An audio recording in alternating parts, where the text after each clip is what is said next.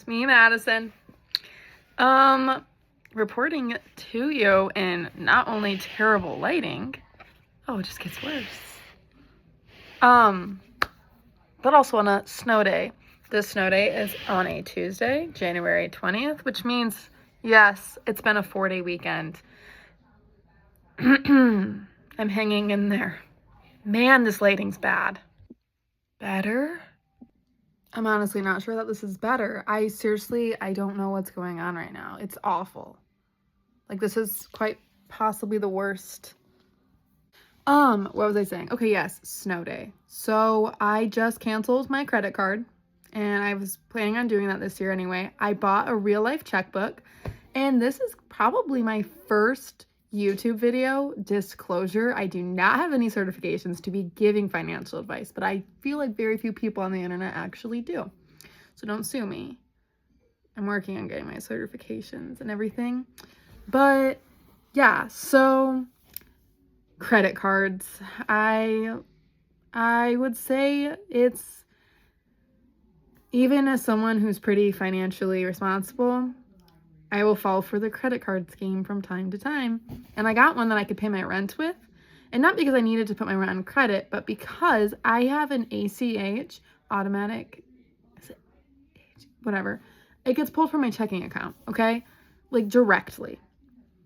But I still have to pay a fee, which sucks because it's like I'm not using a debit card. I'm not using a credit card. Like, you're pulling this straight from my account. And the only way to avoid the fee was to get that credit card, because you get like 10 or 1% of your rent back. So that's actually was like $12-ish. So it's actually making or saving $10 a month by paying my rent with this credit card, which sounds great, right? But there's fine print to absolutely everything. First of all, the psychology behind credit cards is already a hot mess, because even from cash to a card, you spend more. From debit card to credit card, you spend more. And I was like, well, I'll just pay rent with it and pretend I never have it. Well, even though most people are getting credit cards don't think like that, or maybe they do, but I would say they don't, because that's why credit card companies make their money. You have to make 5 transactions a month for it to be eligible to even get points, okay? But then I'm like, okay, what am I spending money on, right? Is it just something random? Well, no, I have a very clear, beautiful little budget that I follow. So it didn't there was nothing I could think of. I put gas on my gift card, because I get 4% for like money that I actually have. Like, I just reload a gift card and get 4%. So I wouldn't use a credit card for gas, because then you have to pay more fees with the credit card as well. And then I was like, okay, groceries. But like a similar concept there as well is like, I want my earring back. Lovely. Pause. Okay, not me literally accidentally pressing stop video, but I did find my earring back, even though it's clear. So what does that say about my luck? Pretty good, actually.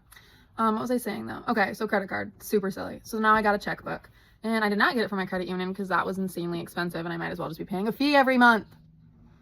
So anyway, basically my first tip or habit or shared experience is that no matter whether extremely financially fluent, responsible, whatever, frugal, or not, no, I don't think credit cards are ever the best decision. If you were to get one to build your credit or whatever you use it for, I would get one without any rewards. You don't want incentive to spend. The best thing to me is having a high yield savings account or gift cards with, like saving a percentage if you know that you're going to be spending money anyway. I know that my household budget is about $50 a month just for household essentials. So that could look like a new phone charger, that could look like soap, hand soap, whatever. I actually have been getting an Amazon gift card, so that way when I spend money, I know exactly how much I have to spend. It's not confusing my checking account, because I already pulled an even beautiful little number out for it, and there's incentive there, and that's different than, in my opinion, a credit card, even though it does, now that I think about it, sound very similar. But secondly, like a high yield savings account, like if you literally save money, then if you had a 4% interest rate and you save $100, then you are now getting $4 a year, or compound growth. The incentive to save is there. And I would always think that the incentive to save is much better than the incentive to spend. So instead of trying to spend $1,000 to get that 4% on your credit card or whatever, how many points you get, then you have that incentive to save $1,000 to then make $40 off of it. Now, the only other thing that I wanted to add with this is that credit cards also limit you in your decision making. So like I recently booked a cruise, booked tickets, whatever. And like a lot of me is like, oh my gosh, I need to book on the first of the month so that I get extra points. And I just think like, as much as it feels like you get freedom and like this free money, hold on, please. As much as you get freedom and free money and everything, you're actually being like held captive by this. And then you see your bill and like for me, like I'm tracking my expenses or whatever. And then I'm like, okay, like did this go on the credit card? Like what did I put on the credit card this month? Or like I pay it off every single month, right? So I'm not paying interest, but like I'll literally, it's not in real time. Like oftentimes you'll see like pending on your checking account, but it's much easier to like look at a checking account and see like, okay, this is where that money went. This is what this money went to. But when you have, first of all, more than one of those, it gets, oh my goodness, back with the bad lighting. Like what is it doing to my face? Like I put moisturizer on, but that can't be it. And I moved my camera so much. I told myself that I couldn't make YouTube videos until I got a nice camera, but as you can see, that's how that's going. So long story short, I got rid of any little thing that might be saving you like pennies or whatever. Like true habits come from, you know, I want to say like character, but that's not what I'm thinking. Like build patience, build savings, build all these things. Discipline, mainly, I'd say self-discipline. The credit card is not what's gonna help. And so I just closed my account, which I'm sure is gonna take my credit's gonna take a hit for that. But I knew that I had to because I was not just paying it for rent. And I actually, a few years ago, I think it was in 2020, I got the Amazon credit card. And I was like, this is awesome. Like you get maybe 5% back, right, on Amazon purchases. And I was like, this is great because I spend on Amazon.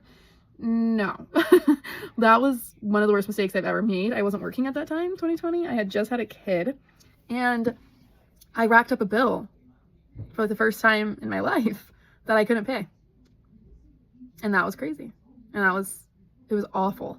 And I was like, I'm never going to do this again. But then I got talked into getting, you know, this rent one. So it sounds good, looks good. But on paper, truly, like there's a lot of freedom in not having a credit card. So thanks for tuning in. Bye.